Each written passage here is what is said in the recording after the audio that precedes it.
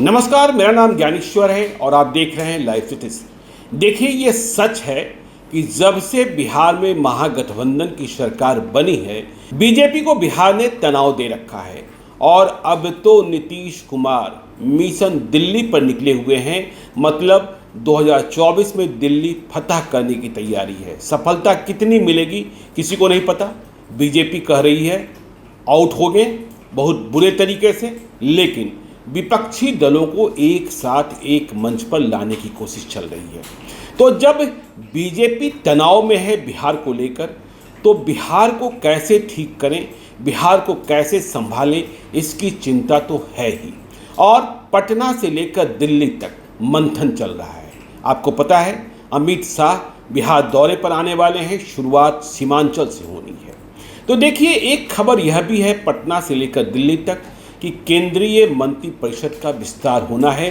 मतलब नरेंद्र मोदी कैबिनेट का विस्तार होगा। इस विस्तार की जरूरत कई कारणों से बताई जा रही है। महाराष्ट्र में जो खेला हुआ आपको मालूम है, उद्धव ठाकरे को हटाकर एकनाथ शिंदे चीफ मिनिस्टर बन गए। तो एकनाथ शिंदे के साथ जो सांसद हैं उन्हें केंद्रीय मंत्रिपरिषद में हिस्सेदारी दी जानी है। तो ऐसे में बिहार की चर्चा भी शुरू हो गई और आपको पता है कि बिहार की हिस्सेदारी कम हो गई है। आरसीपी सिंह जो जेडीयू के सांसद की हैसियत से केंद्र में मंत्री थे, वे अब मंत्री नहीं रहे हैं। इस प्रकार नरेंद्र मोदी कैबिनेट में बिहार का एक मंत्री कम हो गया। तो फिर चर्चा चल रही है बिहार की चुनौतियों को लेकर कि बिहार की भरपाई कैसे की जाए। बिहार में जो हालात बन रहे हैं और जिस तरीके से वोटों के ध्रुवीकरण की कोशिश की जा रही है, उससे कैसे बीजेपी निपटे। तो देखिए, अभी क्या सूरत है। केंद्रीय मंत्रिपरिषद में अभी बिहार से 5 मंत्री हैं और 5 जो मंत्री हैं उनका सामाजिक सरोकार क्या है, इस बात को समझिए। गिरिराज सिंह केंद्रीय मंत्री हैं, बेगूसराय के सांसद हैं, बीजेपी के बड़े नेता हैं, जाति से भूमिहार हैं। लेकिन बिहार में भूमिहार जाति इन दिनों अधिक बेचैन दिख रही है और वोटों का बिखराव दिख रहा है। इसे लेकर भी बीजेपी चिंतित है। बोछा का परिणाम दिखा, आगे मोकामा की चुनौती है।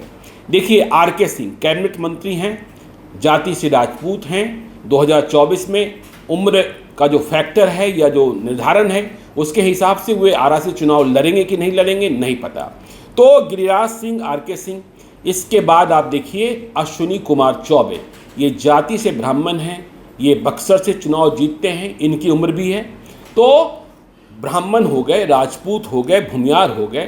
जो चौथे मंत्री हैं बीजेपी के खाते से, वे नित्यानंद राय हैं, स्टेट मिनिस्टर हैं, अमित शाह के साथ हैं होम डिपार्टमेंट में, होम मिनिस्ट्री में। ये जाति से यादव हैं। इन्हें बिहार के मुख्यमंत्री के रूप में आगे बढ़ाने की कोशिश भी की गई या की जा रही है। लेकिन नित्यानंद राय तेजस्वी यादव की चुनौतियों के सामने यादव वोट बैंक को अपने साथ ले पाएंगे, भाजपा की ओर ले जाएंगे, यह कहना बहुत ही मुश्किल है। अब देखिए, जब लोजपा विखंडित हुई, टूटी, तो पशुपति कुमार पारस को मंत्री बनाया गया, रामविलास पासवान के भाई को। तो वे भी मंत्री हैं, जाति से आपको मालूम है पासवान हैं। तो जब ये 5 मंत्रियों की लिस्ट आप देखते हैं और समझते हैं, बीजेपी के समक्ष चुनौती ये है कि केंद्रीय मंत्रिपरिषद में भूमिहार तो हो गए, राजपूत हो गए, यादव हो गए, ब्राह्मण हो गए, पासवान हो गए, लेकिन अति पिछड़ी जाति से कोई नहीं है। और बिहार की राजनीति में नीतीश कुमार और तेजस्वी यादव जब साथ आए हैं, तो आपको मालूम है पिछड़ी और अति पिछड़ी जातियों का महत्व कितना है और जो ये वोट बैंक है इसके भीतर किसकी फैक्ट कितनी है। तो बीजेपी ने सोचना शुरू किया है और जब मंत्रिमंडल विस्तार की चर्चा चल रही है तो कई नामों का जिक्र चल रहा है। देखिए, जब नरेंद्र मोदी कैबिनेट का विस्तार पिछले दफे हुआ था तो बीजेपी ने सामाजिक बुनावट के हिसाब से, राष्ट्रीय परिदृश्य के हिसाब से जातियों का ब्यौरा दिया था। लेकिन अब बिहार के हालात दूसरे हैं।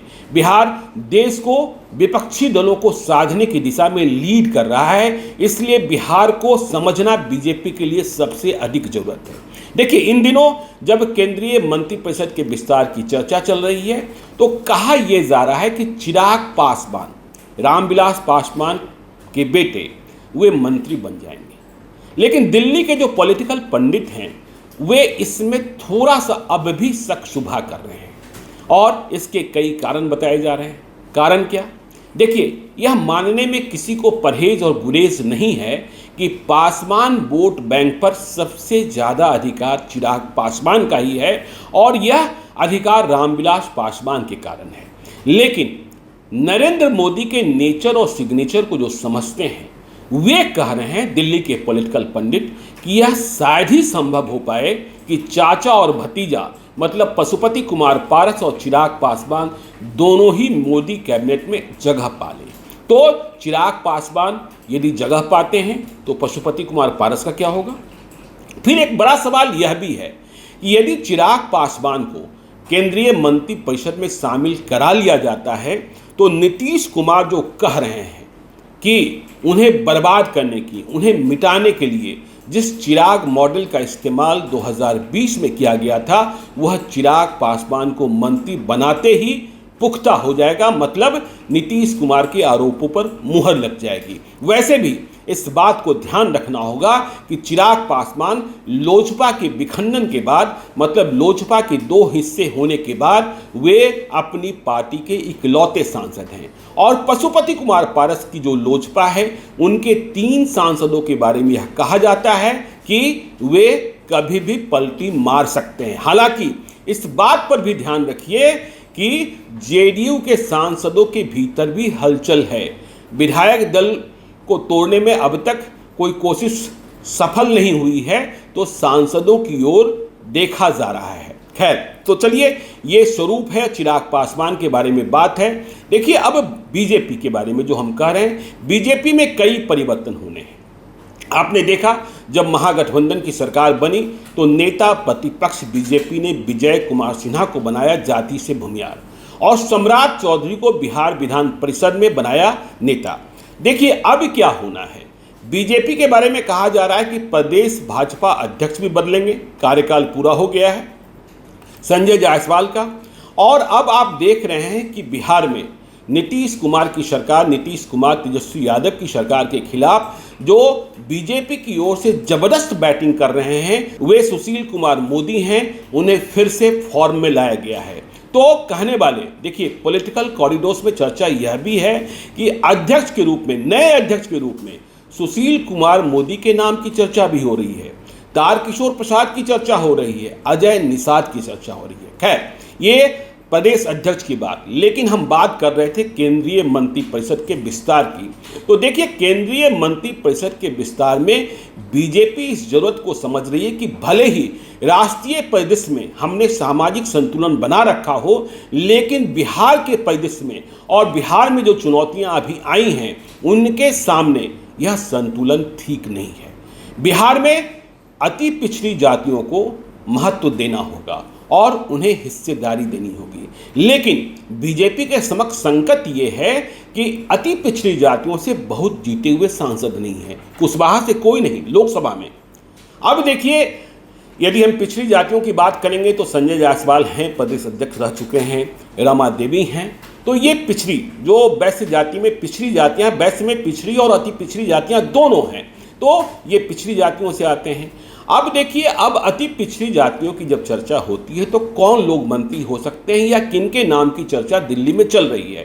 तो देखिए, चर्चा चल रही है कि यदि अजय निषाद को बिहार में कोई जगह नहीं मिलती है तो वे केंद्र में भाजपा की नई रणनीति के हिसाब से बिहार में अति पिछड़ा वोट को साधने के हिसाब से, वैसे भी आपको मालूम है अजय निषाद की जाति मल्लाह है और बिहार में मल्लाह पॉलिटिक्स इन दिनों बहुत तेज चल रही है। मुकेश सहनी ने, जो वीआईपी पार्टी के संस्थापक हैं, उन्होंने बिहार के मल्लाहों को जागृत कर रखा है। तो अजय निषाद अति पिछड़ी जातियों में सांसद हैं, पिछले कई दफे से सांसद हैं। उनके पिता स्वर्गीय कैप्टन जय नारायण निषाद, वे भी केंद्रीय मंत्रिपरिषद में थे और बिहार की राजनीति के बड़े हस्ताक्षर थे। तो अजय निषाद की चर्चा चल रही है। इसके अलावा प्रदीप कुमार सिंह, अररिया के सांसद, आपको पता है अररिया में जीत हासिल करना बीजेपी के लिए बहुत ही कठिन होता है, लेकिन 2019 में ओवैसी और राजद की लड़ाई में प्रदीप कुमार सिंह चुनाव जीत गए थे